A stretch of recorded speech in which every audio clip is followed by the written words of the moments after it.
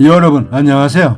오늘은요, 직전의 영상에서는 국경의 섬 하대마도를 중심으로 다루었지만 이번에는 상대마도에서 여기저기 다닌 여행 코스를 따라 보고 느낀 소회를 펴보려 합니다. 싱가포르와 거의 비슷한 면적을 가진 대마도를 짧은 시간 보고 이러니 저러니 말하기는 힘든 일이기는 하나, 배에서 내리자마자 눈에 들어온 국경의 섬 대마, 국방의 최전선 대마도라는 글귀에 대한 나름의 생각도 나누어 보려 합니다. 자, 그럼 동행하실까요?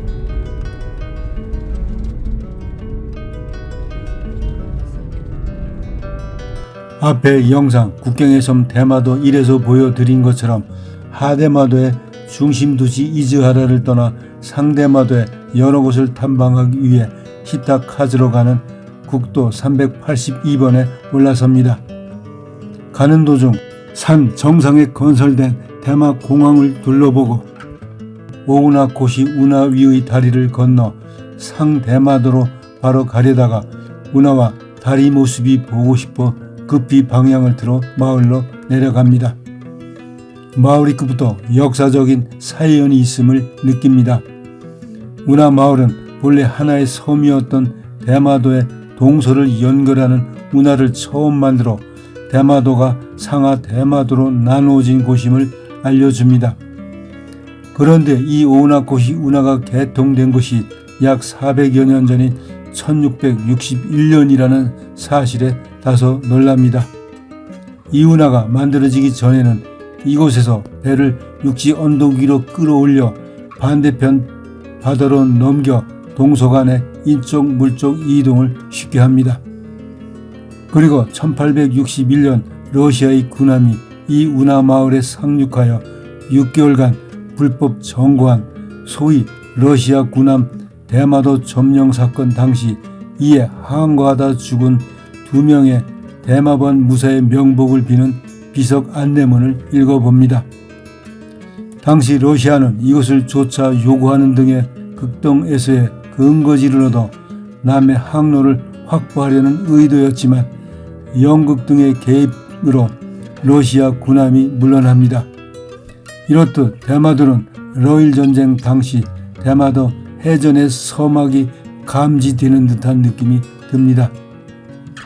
이는 영국이 거문도를 무력 점령한 1885년보다 앞선 사건이었으나 당시 동북아를 둘러싼 서구 열강의 각축이 얼마나 심했는지 알게 해준 사건입니다.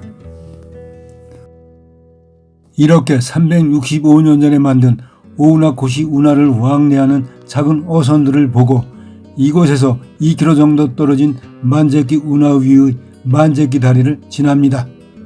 이 운하는 오우나코시 운하가 만들어진 239년 뒤인 1900년에 규모를 크게 하여 건설합니다.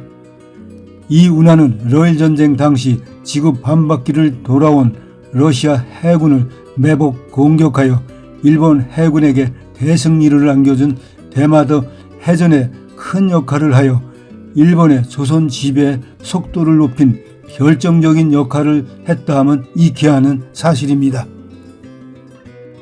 북쪽으로 차를 몰아가는 동안 도로 양쪽에 울창한 숲은 마치 나무 근위병들이 늘어선 느낌입니다. 이렇듯 울창한 숲의 역사 뒤에는 한때 화전민의 생활터전으로 산간지대는 나무와 잡초를 태워 숲이 없어지던 시절이 있었음을 기억합니다. 그러나 19세기 후반 명치 유신으로 강력한 화전 금지 등이 시행되어 심각한 생활고에 처한 주민들은 이에 항거합니다. 이에 명치 정부는 화전터에 나무를 심는 조건으로 완화하긴 합니다만 20세기 중반에는 화전 농업은 거의 사라져 숲이 우거지기 시작합니다. 아무튼 섬 전체의 90% 정도가 산간지대인 대마도에는 바짝물인 조, 피, 콩, 메밀, 고구마 등을 재배해 왔지요. 특히 고구마를 이용한 일종의 국수인 로쿠베와 100% 메밀가루로 만들어 풍미가 뛰어난 다이시소바, 메밀국수 등은 잘 알려진 전통 음식입니다. 이어 대마도의 절경 중의 절경이라는 에보시다께 전망대로 방향을 잡습니다. 가는 도중 이정표를 따라 먼저 1000년 이상의 역사를 지닌 고대 해궁 신화의 배경지이기도 한 와타즈미 신사에 들립니다. 아소만 바닷가를 끼고 계곡 속에 자리한 신사는 차분한 분위기로 대마도의 유명 관광지 중 하나입니다.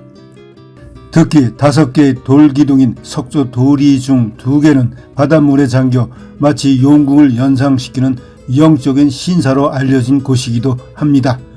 이번 방문에서는 자유롭게 경내를 둘러볼 수 있었지만 극히 일부 한국인의 신사 경내에서의 흡연, 소란, 그리고 쓰레기 투하 등의 행동으로 출입이 금지된 적이 있었다는 얘기에 다소 마음이 불편해집니다.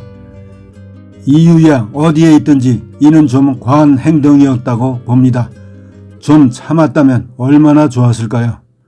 요즘 윤리 관광과 공정 여행이 해자되고 있는 상황에서 앞으로는 그런 일이 없겠죠.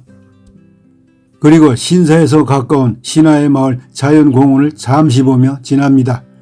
예전 40여 년 전의 모습과 변함없이 그대로 서 있음에 이곳은 그간 시간이 멈춰 있었네 하며 옛일을 생각합니다. 이제 해발 176m의 에보시다께 전망대를 향하여 좁고 꼬불꼬불한 길을 따라 올라갑니다. 정상에 뭔가 볼만한 경치가 있겠구나 하는 기대를 합니다. 전망대 입구에 오니 1월의 겨울 찬바람이 세게 불어 옷깃을 여밉니다. 드디어 전망대에 서서 360도 몸을 돌려가며 바라봅니다. 아, 정말 경치 볼만하구나 하는 말 외에 다른 말이 나오지 않더라고요. 아소만을 가득 메운 섬들과 수려한 곡선으로 이루어진 리아스식 해안, 그리고 줄지어 늘어선 산들의 모습은 이곳이 어떤 곳인지 말이 필요 없을 지경입니다. 거기에 노을까지 곁들여 바다와 산, 그리고 부드러운 듯한 해안선이 어울리는 모습에 모든 잡념과 이념이 사라지는 듯 합니다. 그렇다고 만년을 이곳에서 보낼 수는 없는 일 하여 하산하여 북쪽으로 진행합니다. 인다댐 곁을 지나며 과연 이곳 섬의 전기는 어떻게 공급이 이루어지나 하는 궁금증이 생기더라고요. 알고 보니 본 도로부터의 송전소는 없고 대마도 섬 내의 전력 수요는 자급자족을 원칙으로 75% 이상의 화력과 나머지는 신재생 에너지 등에 의존합니다. 하 대마도의 이지하라에서 상대마도의 히타카즈 인근 숙소 호텔까지 대략 80km를 달려오며 결코 작은 섬이 아님을 느낍니다. 하기는 일본 본토 섬을 포함하여 14,000여 개의 섬 중에서 대마도가 8번째로 큰 섬인 것을 생각하면 이해가 됩니다.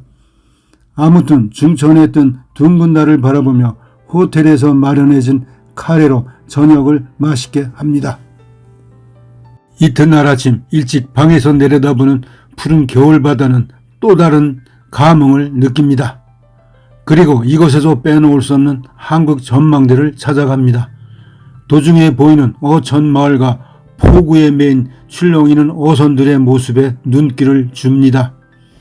이윽고 한국 건축 양식의 입구를 지나 바다 언덕 위에 세워진 한국 전망대를 만납니다.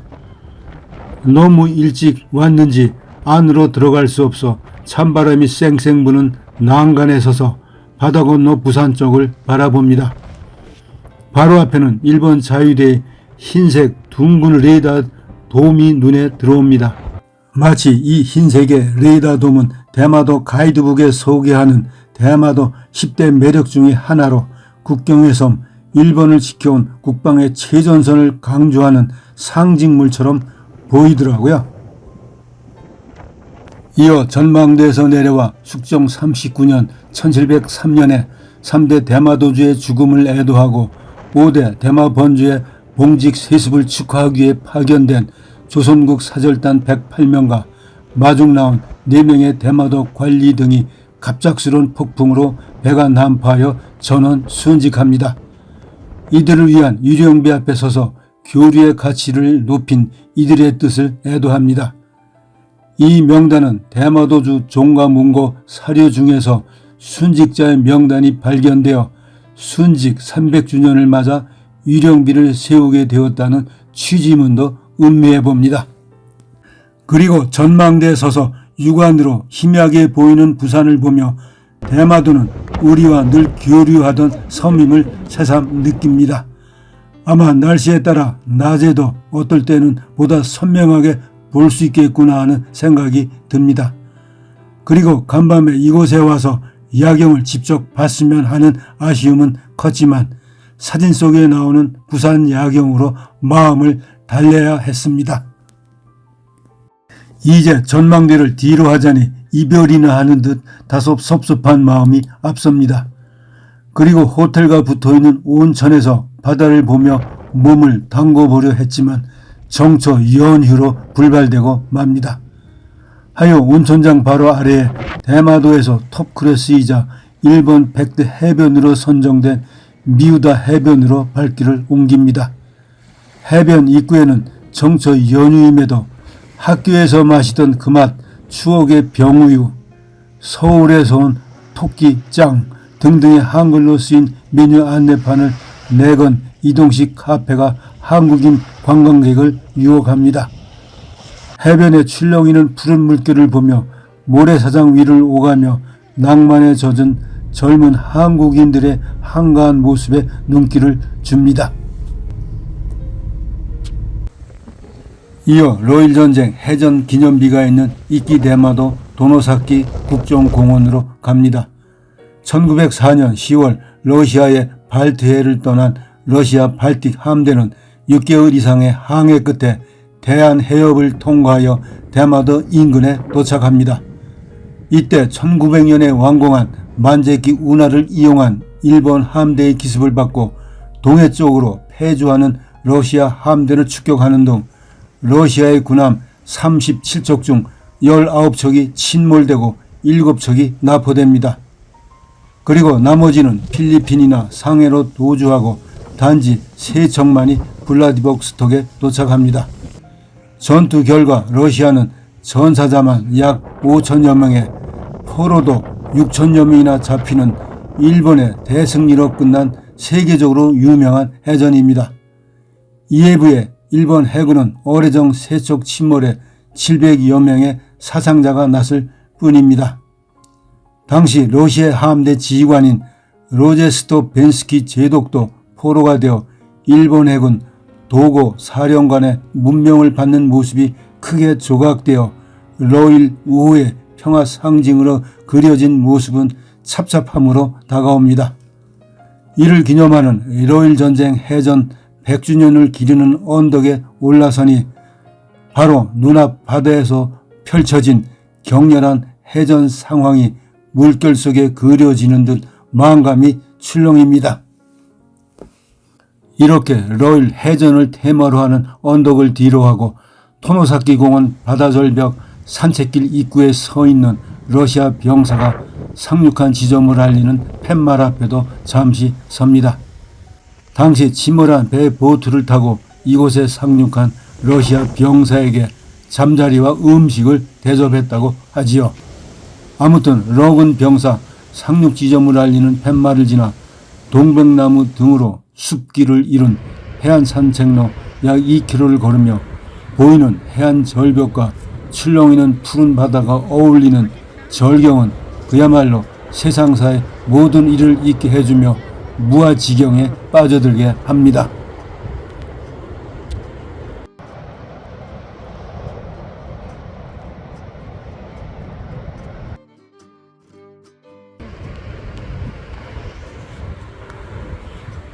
이렇게 도노사키 국정공원의 바다절벽 길 산책까지 마치고 뭘 좀 살까 해서 히타카즈 외곽에 자리한 대형 슈퍼마켓으로 갑니다.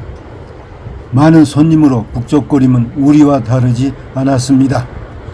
그러다가 밖에 나오니 좀 색다른 광경이 마트 건너 주차장에 대마도의 역사를 전시하는 공간이 보이더라고요.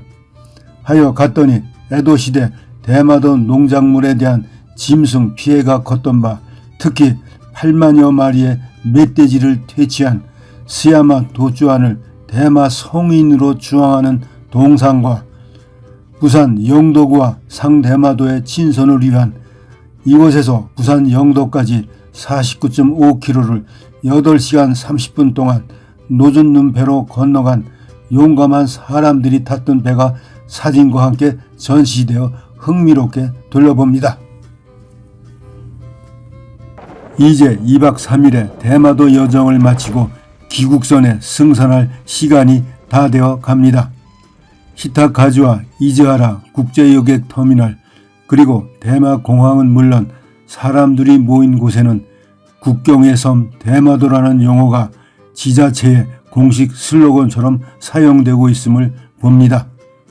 그리고 각종 관광 안내소에도 대마도는 국경의 섬, 국방의 최전선이란 용어를 보며 과연 이것이 무슨 의미를 지니고 있는 것일까 하는 생각을 합니다. 생각할수록 여러 측면에서 복잡한 소지가 많으나 생략하고 한 가지 짚고 넘어가고 싶으네요. 특히 관심이 컸던 것 중에 하나가 전후 대마도 거주 한인 2천여 명 정도가 북한과 일본 정부가 맺은 꼴까따 협약에 의해 1959년부터 시작된 북송선에 태워 북한으로 보냈다는 보고는 놀라게 합니다. 거주하는 실제 인구가 갖는 의미가 무엇인지 잘 알고 있었기 때문이죠. 아무튼 일본 대마도는 역사적인 교류와 갈등의 통로로 시대에 따라 달리 움직이기는 했어도 앞으로 미래를 여는 통로로 이용되었으면 하는 바람을 갖고 귀국선에 오릅니다.